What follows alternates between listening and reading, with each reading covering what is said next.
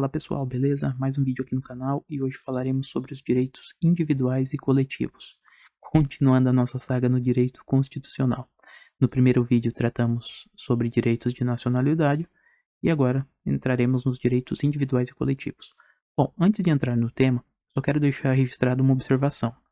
Como o tópico de direitos individuais possui uma quantidade muito grande de incisos, são 78 ao longo do artigo 5º da Constituição, a minha intenção, até que para que o vídeo não fique cansativo para quem eventualmente assista, é fatiar os vídeos de acordo com os incisos. Portanto, aqueles incisos que devam ser estudados de forma conjunta, eu coloco tudo num pacotão e lanço em um só vídeo. Os incisos que eventualmente tenham informações isoladas, não tenham ligação com outros, daí eu lanço eles apenas em um vídeo, beleza?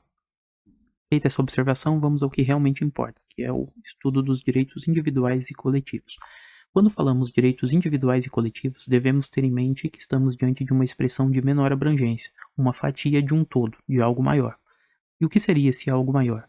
Temos como gênero os direitos e garantias fundamentais. Portanto, direitos fundamentais é a expressão de maior abrangência e contém como uma de suas espécies os direitos individuais e coletivos, tá? Direitos fundamentais, portanto, é a expressão ampla, tendo os seguintes direitos como espécies: direitos individuais e coletivos, direitos sociais, direitos de nacionalidade, os direitos políticos e, por fim, os direitos dos partidos políticos. Os direitos individuais e coletivos estão previstos no artigo 5º da Constituição, ao longo de 78 incisos. Os direitos sociais têm previsão no artigo 6º ao 11 da Constituição. Os de nacionalidade estão entre o 12 e 13. Os direitos políticos estão previstos no artigo 14 a 16 e os direitos dos partidos políticos no artigo 17. Bom, vimos que estas são espécies de direitos fundamentais. A pergunta que fica é se esse é um rol exemplificativo ou taxativo. Bom, a resposta é que este é um rol exemplificativo. Significa que ao longo da Constituição, em vários outros momentos, aparecerão direitos fundamentais. Um bom exemplo disso é uma decisão do próprio STF, que considerou a anterioridade tributária como sendo um direito fundamental. Portanto, em um dado momento, o STF considerou que a anterioridade tributária também integra o rol de direitos fundamentais. Logo, temos um rol exemplificativo. Beleza? Feita essa breve introdução, agora sim podemos mergulhar no tema que nos interessa. São os direitos individuais e coletivos previstos no artigo 5º, como dito, que é uma espécie dos direitos fundamentais. Vamos lá. Os direitos individuais e coletivos estão previstos no artigo 5º, ao longo de 78 incisos. Vamos iniciar com o caput. Todos são iguais perante a lei, sem distinção de qualquer natureza, garantindo-se aos brasileiros e aos estrangeiros residentes no país a inviolabilidade do direito à vida, à liberdade, à igualdade, à segurança e à propriedade, nos termos seguintes. Bom, vamos destacar as informações importantes. Todos são iguais perante a lei, sem distinção de qualquer natureza. Aqui temos a igualdade, mas veremos isso com maior detalhe ao analisar o inciso 1, beleza? Garantindo-se aos brasileiros e aos estrangeiros residentes no país a inviolabilidade. Portanto, brasileiros e estrangeiros residentes no país a inviolabilidade do direito vida, liberdade, igualdade, segurança e propriedade. Aqui já temos algo importante a ser destacado. São os destinatários dos direitos individuais. Bom, só uma observação. Quando eu digo destinatários dos direitos individuais, como é uma expressão, como é uma espécie, aliás, obviamente vale também como destinatários dos direitos fundamentais. Quem é destinatário de direito individual também será de direito fundamental. Bom, como destinatários dos direitos individuais e coletivos, temos o seguinte cenário. São destinatários de direitos individuais e coletivos segundo a Constituição. Destinatários temos os brasileiros mais os estrangeiros, tá? Mas aqui nos estrangeiros precisamos fazer uma observação. A Constituição diz que são os estrangeiros residentes no país. Só que o Supremo Tribunal Federal já entendeu que essa interpretação não pode ser literal. Ela deve ser a mais abrangente possível. Portanto, os estrangeiros que residam no Brasil, sem dúvida, são destinatários de direitos individuais e coletivos. Então, os estrangeiros residentes. Mas como o Supremo nos diz que a interpretação não pode ser literal, os estrangeiros que estejam em trânsito, ou seja, os turistas, também gozam da proteção dos direitos individuais e coletivos. Portanto, os estrangeiros em trânsito também, beleza? Bom, então temos o seguinte cenário: brasileiros e estrangeiros, residentes ou em trânsito, terão a inviolabilidade de alguns direitos. São invioláveis a vida, liberdade, igualdade, segurança e propriedade. Eu utilizo esse mnemônico VLISP para facilitar, mas aí vai de cada um, tem gente que não gosta, enfim. Aqui temos um grupo com os 5 grandes direitos individuais e coletivos. Claro que ao longo dos 78 incisos do artigo 5º, eles serão desmembrados de forma mais detalhada. Iniciaremos o estudo com aquele que dá origem a todos os demais direitos, que é a vida. Através da vida, teremos a garantia da liberdade, da igualdade, da segurança e também da propriedade. Beleza? Portanto, agora passamos a analisar o direito à vida. Vamos lá. Bom, chegamos finalmente ao direito à vida, previsto no artigo 5º caput da Constituição. Aqui diz de inviolabilidade do direito à vida. Bom, quando o caput do artigo 5º ele diz direito à vida, quis na realidade o legislador proteger a vida humana. Portanto, os direitos fundamentais não se aplicam, por exemplo, aos animais. Aliás, inclusive já houve caso de impetração, ou tentativa, impetração de um HC para um macaco. Salvo engano, foi na Bahia, mas obviamente não rolou. E essa impetração de HC para o animal não rolou justamente pelo fato de que o legislador teve a intenção de proteger a vida humana. Então, registrando, quando o artigo 5º menciona a vida, ele está tratando especificamente da vida humana. Maravilha?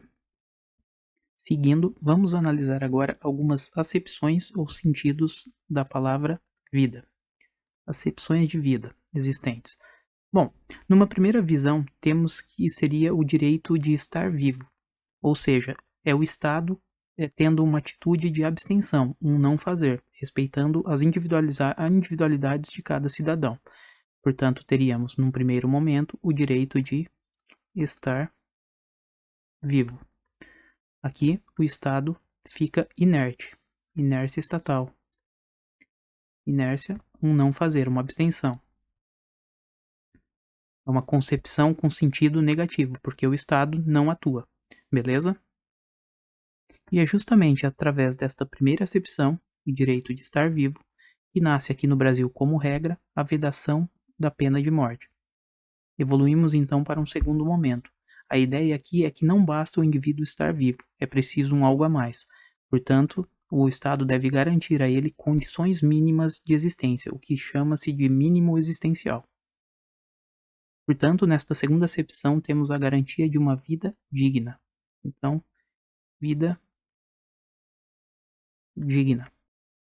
Nesta segunda acepção, o Estado rompe a sua inércia e passará a ter uma postura ativa, prestando auxílios aos mais necessitados. É inclusive aqui, na vida digna, que surgem os chamados programas sociais. Portanto, aqui a ideia é de atuação do Estado. Bom, vimos que a proteção à vida abrange a vida humana, as duas acepções da expressão vida, direito de estar vivo e de ter uma vida digna. Agora falaremos sobre as relativizações à vida. O que seria isso exatamente? Bom, primeiramente, é importante deixar claro que não existe direito fundamental de caráter absoluto. Em algum momento, os direitos fundamentais sofrerão relativizações, em maior ou menor medida, mas sempre poderão sofrer relativizações, ok? Vamos analisar algumas dessas situações que geralmente as provas cobram. Vejamos. Teremos a relativização do direito à vida. Vou colocar aqui, relativização. O primeiro dos casos diz respeito à pena de morte. Via de regra, não é admitida no ordenamento nacional. Porém, em casos excepcionais, como por exemplo, situações de guerra, ela é permitida. Portanto, é a primeira situação que cabe violação ao direito à vida. Guerra. Vou colocar aqui, pena de morte em caso de guerra.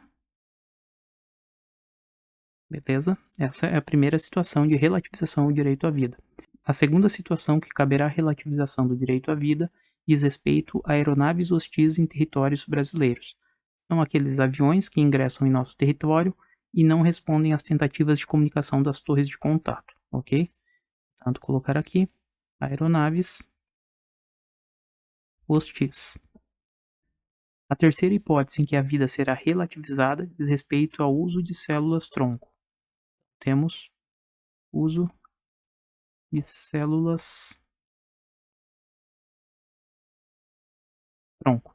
Aqui alguns requisitos precisam estar presentes. O primeiro deles, a finalidade deve ser de pesquisa ou terapia. Tá? Segundo dos requisitos, o procedimento deve ser in vitro. E por fim, sem finalidade lucrativa. Sem finalidade lucrativa. Ok? Uma outra situação em que cabe relativização da vida são as excludentes de licitude, o estado de necessidade, a legítima defesa. Mas eu nem vou anotar nada aqui porque diz respeito a outro ramo, né? Mais para a parte de direito penal. Pode ser que seja cobrado lá. E para finalizar a teoria do vídeo de hoje, temos a última situação que caberá a relativização do direito à vida, que diz respeito ao aborto. Aqui eu vou abrir uma outra tela em branco para falar de todas as possibilidades. Só antes de partir para outro slide, aproveitando para revisar, portanto, a vida pode ser relativizada em casos de pena de morte, aeronaves hostis em território nacional, o uso de células-tronco, desde que seja para fins de pesquisa ou terapia, o procedimento in vitro e sem fins lucrativos, e o aborto, que veremos as situações agora, ok? Então vamos lá. A primeira das situações em que o aborto é permitido no país vai dizer respeito àqueles casos em que há a má formação do feto e também o risco de vida gestante. Vamos anotar aqui. Portanto, são situações em que há a má formação do feto,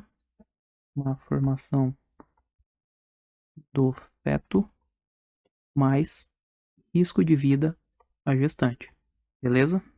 Este primeiro caso em que há má formação do feto e risco de vida à gestante é o que a doutrina chama de aborto terapêutico. A segunda situação em que o aborto é permitido e, portanto, haverá relativização ao direito à vida são os casos decorrentes de estupro. Anotando, estupro. Aqui a doutrina chama de aborto sentimental. Então, esta é a segunda situação em que o aborto no país é permitido. E, por fim, caberá também o aborto nas situações de feto anencéfalo. O STF, por sinal, já entendeu que trata-se de uma conduta atípica, não configurando crime.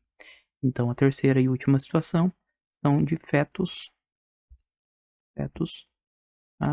anencéfalos. Fechou? Aqui temos as três situações em que o aborto no país é permitido. A primeira delas, má formação do feto, mais risco de vida gestante. Aqueles casos decorrentes de estupro. E, por fim, fetos anencéfalos. E antes de entrar na resolução das questões, vamos analisar uma decisão do STF da primeira turma relacionada ao aborto. Vejamos. O STF, no julgamento do HC 124.306, ele entendeu que a interrupção da gravidez até o terceiro mês não seria considerada crime. Mas tome muito cuidado aqui, pois como o plenário do STF não enfrentou o tema, e a decisão foi da primeira turma apenas, então os efeitos dessa decisão não valerão para todos os casos, ficaram restritos a um caso concreto. Portanto, para finalizarmos, não há uma quarta hipótese de aborto permitido. As situações em que o aborto no país são lícitas é em caso de má formação do feto e risco de vida gestante, caso de estupro e de fetos anencéfalos. Beleza? Encerrada a parte teórica, vamos analisar algumas questões agora. Bora! A primeira questão é da Banca CESP, hoje chamada de Sebrasp, e é do ano de 2021, portanto recentíssima. A pena de morte é vedada em qualquer hipótese. Aqui está o erro da questão. Não, a pena de morte é admitida, ainda que de forma excepcional, nos casos de guerra. Beleza? Então não é vedada em qualquer hipótese. Se for uma situação de guerra, permite-se a pena de morte.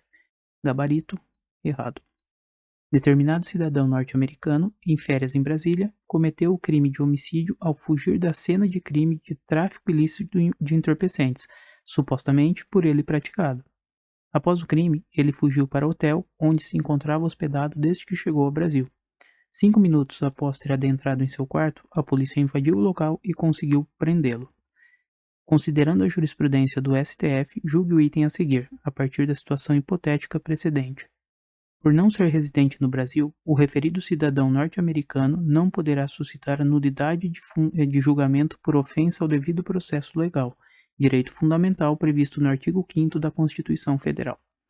Bom, a questão está falando de um americano, portanto um estrangeiro, quer a posição de acordo com a jurisprudência do STF.